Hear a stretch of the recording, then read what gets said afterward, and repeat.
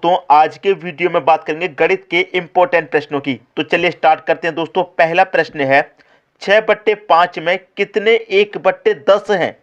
कैसे पता करेंगे कि 6/5 में कितने 1/10 हैं। इसका मैं सबसे सरल उदाहरण आपको देता हूं। देखिए कैसे, जैसे कि अगर प्रश्न ये ना दे करके आपको दे देता कि 6 में कितने 2 हैं। अब आप प्रश्न को पढ़ेंगे, लगभग समान प्रश्न है। 6/5 में कितने 1/10 है और 6 में कितने 2 हैं। संख्या अलग है, प्रश्न आपको समझ में आ गया, क्लियर। अब देखिए कैसे पता करेंगे। यहां पर मैं आपको बता दूं, ये जो 6 है आप इसको लिखिए और 2 है इससे आप डिवाइड कर दीजिए, 3 बार में जाएगा। तो 6 में कितने 2 है, 3, 2 2 और 2, 3 2 है। सभी को आप जोड़ेंगे तो कितना हो जाएगा, 2 2 4 और 2 6। सीधा सीधा पता चलेगा 6 में कितने 2 आएंगे, 3 2 आएंगे। तो पहले वाली संख्या में क्या करते हैं, दूसरी से डिवाइड। जैसे हमने यहां पहले वाली 6 में दूसरी 2 से डिवाइड किया, उसी तरीके से पहले वाली संख्या 6/5 में डिवाइड करेंगे कितने से, 1/10 से। बिल्कुल सही। अब देखिए ये 6/5 ऐसे ही रहेगा और भाग वाली संख्या को जब हम गुना में बदलते हैं तो ये संख्या पलट जाती है। तो पलट जाएगी तो 10 ऊपर हो जाएगा, 1 नीचे आ जाएगा। 5 से मैं 10 को काटूंगा 2 बार में, 6 का मल्टीप्लाई 2 से हो जाएगा कितना, 12। तो 6/5 में कितने 1/10 हो जाएंगे, 12 हो जाएंगे। ये आपके प्रश्न का बिल्कुल सही आंसर हो जाएगा, बी ऑप्शन बिल्कुल सही। उम्मीद करूंगा सभी की समझ में अच्छे तरीके से प्रश्न आ गया होगा, किसी को कोई समस्या नहीं होगी। अब देखेंगे अगला प्रश्न। अगला प्रश्न है 1 सही 1/2 में कितने 1/2 हैं। तो सबसे पहले इसको क्या करेंगे, सही फॉर्म में लिख लीजिए। सही फॉर्म में कैसे लिखेंगे, 2 1 कम 2, 2 में 1 जोड़ेंगे 3/2, कितना हो जाएगा, 3/2 हो जाएगा। भाग कितने से करेंगे, भाग करेंगे 1/2 से। तो ये 3/2 हमने लिख लिया और भाग वाली संख्या को जब गुना में पलटेंगे तो ये संख्या पलट जाएगी, 2 ऊपर चला जाएगा, 1 नीचे। 2 से 2 कट जाएगा, कितना बचेगा दोस्तों आपके पास, 3 बचेगा। तो 1 सही 1/2 में कितने 1/2 है, 3। ये आपके प्रश्न का सही आंसर है। बी ऑप्शन में आपके प्रश्न का आंसर मिल गया, बिल्कुल सही हो जाएगा बी ऑप्शन। उम्मीद करूंगा कि सभी की समझ में अच्छे तरीके से प्रश्न आ गया होगा। अब देखेंगे अगला प्रश्न। अगला प्रश्न है 5/9, 8/9, 7/9, 4/9 में सबसे बड़ी भिन्न कौन सी है। इन चारों भिन्नों में सबसे बड़ी भिन्न कौन सी आएगी, ये आपको बताना है, ठीक है। देखिए भिन्न में क्या, ऊपर वाली जो संख्या होती है उसको बोलते हैं अंश और जो बटे में संख्या होती है उसको बोलते हैं हर। बटे में जो संख्या होती है, तो यहां पर बटे में आप देखेंगे सभी के बटे में 9 दे रखा है, समान संख्या दे रखी है, ठीक है। जब ऐसा प्रश्न हो आपका कि जिसके बटे में समान संख्या हो तो जिसका अंश बड़ा होगा वो भिन्न बड़ी होगी। तो सबसे बड़ा अंश किस संख्या का है, 8। 8 आपका सबसे बड़ा अंश है। 5 8 7 4 में सबसे बड़ा कौन, 8। तो 8/9 सबसे बड़ी भिन्न हो जाएगी, बड़ी भिन्न हो जाएगी 8/9। अगर इसी में छोटा पूछ लेता तो देखिए सबसे छोटा अंश किसका है, 4। तो 4/9 सबसे छोटी भिन्न हो जाएगी। समझ में आई बात, क्लियर दोस्तों।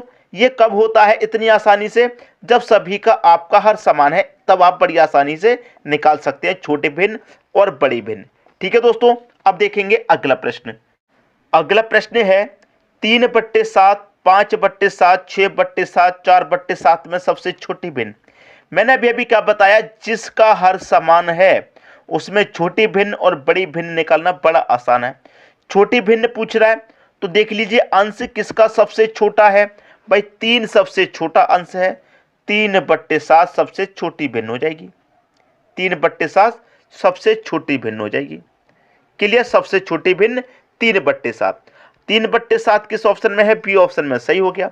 अगर इसी में बड़ी भिन्न पूछ लेता तो देखिए सबसे बड़ा कौन, 6। 6/7 आपकी बड़ी भिन्न हो जाती। इतना आसान है, अगर आपका हर समान दिया गया है तो बड़ी आसानी से आप निकाल सकते हैं। अगर आपका हर समान नहीं रहेगा तब कैसे करेंगे वो भी देख लेते हैं दोस्तों। अब देखते हैं अगला प्रश्न। अगला प्रश्न है निम्न में से सबसे छोटी भिन्न कौन सी है। अब यहां पर आप देखेंगे 25, 11, 100, 69, सभी का हर यहां पर अलग अलग है। अगर समान हर रहता तो बड़ी आसानी से हम निकाल लेते, लेकिन यहां पर सभी का हर अलग है, कोई बात नहीं, इसके लिए भी मैं आपको सबसे आसान तरीका बताऊंगा। ठीक है, आपको क्या करना है, इनका अंतर कर लेना है। 24-25 का अंतर कितना आएगा, 1 आएगा। 10 और 11 का अंतर भी 1 आएगा। 99 और 100 का अंतर भी कितना आएगा, 1 आएगा। और 68-69 का अंतर भी 1 आएगा। सभी का आपने अंतर कर लिया भाई। जब आपने 24-25 का अंतर कितना आया, 1, तो अंतर से क्या करेंगे आप, ऊपर वाली संख्या में डिवाइड कर देंगे। यहां अंतर कर दिया, दोनों का 1 आया, अंतर से ऊपर वाली संख्या में डिवाइड। यहां दोनों का अंतर 1 आया, अंतर से ऊपर वाली संख्या में आप डिवाइड करेंगे। यहां दोनों का अंतर 1 आया, अंतर से ऊपर वाली संख्या में डिवाइड। भाई कितना भी अंतर आ सकता है, यहां सभी में अंतर 1 है, किसी में 2 अंतर भी आ सकता है, किसी में 3 भी आ सकता है, उससे कोई फर्क नहीं पड़ता। अंतर से ऊपर वाली संख्या में डिवाइड। तो 1 से आप 24 में डिवाइड करेंगे 24 ही रहेगा। 1 से 10 में डिवाइड करेंगे 10 रहेगा। 1 से 99 डिवाइड करेंगे 99। 1 से 68 डिवाइड करेंगे 68। सबसे छोटी भिन्न पूछ रहा है। अब इनमें जो सबसे छोटा होगा वही सबसे छोटी भिन्न। भाई सबसे छोटा तो मुझे 10 दिखाई दे रहा है, किससे निकल गया है, 10/11 से। इसका मतलब 10/11 सबसे छोटी भिन्न हो जाएगी। आपका सही आंसर आपको मिल गया। समझ में आ गई बात। अब देखेंगे अगला प्रश्न। अगला प्रश्न है, निम्न में सबसे बड़ी भिन्न कौन सी है। इनमें हमें बताना है सबसे बड़ी। तो मैंने क्या बताया, इनका क्या करेंगे आप, अंतर। 2 और 3 का अंतर 1 आएगा, और अंतर से क्या करेंगे, ऊपर वाली संख्या में डिवाइड। यही तो मैंने बताया था। 3 और 4 का अंतर भी 1 आएगा, अंतर से करेंगे ऊपर वाली संख्या में डिवाइड। 5 और 9 का अंतर यहाँ पर दोस्तों 4 आएगा, अंतर से क्या करेंगे, ऊपर वाली संख्या में डिवाइड। 7 और 9 का अंतर 2 आएगा, अंतर से करेंगे ऊपर की संख्या में डिवाइड। ठीक, अब 1 से 2 में डिवाइड करूंगा 2 बार जाएगा, और 1 से 3 में डिवाइड करेंगे तो 3 बार जाएगा। 4 से 5 में डिवाइड करेंगे तो 4 एक कम 4 चला जाएगा। अब 1 बचेगा, नहीं जाएगा तो 10, मतलब कितना हो जाएगा ये 10। भाई 4 दूनी का 8 कटेगा, 2 बचेगा 20, 4 पंजे 20, इतनी बार जाएगा। 2 त्रिक का 6 कटेगा, 1 बचेगा, नहीं जाएगा, 10 मतलब 10 हो जाएगा, 2 पंजे 10। अब इसमें देखिए सबसे बड़ा कौन, सबसे बड़ी भिन्न पूछ रहा है ना, तो जो सबसे बड़ा होगा वही सबसे बड़ी भिन्न है। अब भाई देखिए सबसे बड़ा कौन, 2, 3, 1.25 या 3.5। देखिए यहाँ पर 3 और यहाँ पर 3.5, तो 3 और 3.5 में कौन बड़ा, आप जानते हैं 3.5 बड़ा। तो 3.5 किससे निकल के आया, 7/9 से। 7/9 आपकी सबसे बड़ी भिन्न है। आगे सभी की समझ में सवाल। अब देखेंगे अगला प्रश्न। अगला प्रश्न है 2/3, 3/5, 5/6 में सबसे बड़ी तथा सबसे छोटी भिन्न का अंतर क्या है। सबसे बड़ी भिन्न और सबसे छोटी भिन्न का हमको अंतर निकालना है। तो कैसे निकालेंगे, सबसे पहले तो हम ये पता कर लेते हैं सबसे बड़ी भिन्न कौन सी है और सबसे छोटी। कैसे निकालते हैं, दोनों का अंतर करेंगे। 2 और 3 का अंतर 1 आएगा, अंतर से ऊपर वाली संख्या भाग करेंगे। यहाँ दोनों का अंतर करेंगे, कितना जाएगा, 3 और 5 का अंतर 2, अंतर से ऊपर वाली संख्या भाग। 5 और 6 का अंतर 1, अंतर से ऊपर वाली संख्या भाग। 1 से 2 में 2 बार जाएगा, 2 से 3 में कितनी बार जाएगा, 2 एक कम 2, 1 बचेगा, नहीं जाएगा, 10 मतलब 10 हो जाएगा, 2 पंजे 10। 1 से 5 में देंगे 5 बार। तो सबसे बड़ी तथा सबसे छोटी भिन्न का हमको अंतर बताना है। तो 2, 1.5 और 5 में सबसे बड़ा कौन, भाई 5/6 सबसे बड़ा है, क्योंकि इसका मान कितना निकल गया 5। तो 5/6, 5/6 सबसे बड़ी भिन्न हो गई। ठीक है, सबसे छोटी 1.3/5 आपकी सबसे छोटी भिन्न हो गई। इनका हमसे क्या पूछ रहा है, अंतर पूछ रहा है, तो अंतर निकाल लेते हैं। भाई देखिए 6, 5 का एलसीएम लेंगे, कितना आ जाएगा, 6×5 30, इनका एलसीएम आ जाएगा। 6 से 30 को काटेंगे 5 बार में, 5×5 कितना 25, माइनस 5 से काटेंगे 30 को 6 बार में, 6 त्रिका कितना 18। अब 25 में से जब 18 जाएगा 7 बचेगा, बटे में कितना 30। तो 7/30 ये क्या हो गया, आपके प्रश्न का सही आंसर। 7/30 आपको दे रखा पहले ऑप्शन में, ये आपके प्रश्न का बिल्कुल सही आंसर हो जाएगा। सभी की समझ में अच्छे तरीके से प्रश्न आ गया होगा। अब देखेंगे अगला प्रश्न। अगला प्रश्न है 1/3, 3/4, 2/5, 6/7 का आरोही क्रम क्या है। दोस्तों एक होता है आपका आरोही क्रम और एक होता है अवरोही क्रम। ठीक है, इसको ध्यान रखना, आरोही क्रम और अवरोही क्रम, ये आपको इस बार आरोही क्रम पूछा है।